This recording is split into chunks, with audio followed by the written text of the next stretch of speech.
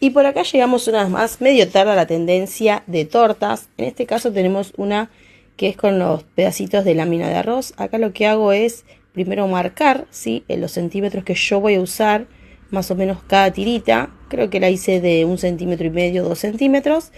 Le pasé un pincel con brillo, ¿sí?, con gibré comestible, como para que le dé un toque, un efecto cuando se mueve la torta.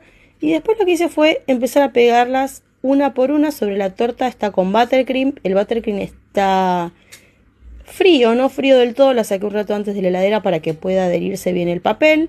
Así que bueno, empecé a pegar tirita por tirita, trabajito de hormiga, despacito. Si bien que hay unos huequitos, los fui dando la forma para que queden esos huecos. Así después le empiezo a poner florcitas. Le pueden poner flores, mariposas, perlas, algún que otro adornito bien pequeño. Y miren cómo queda. Esta torta se la hice para mi mamá.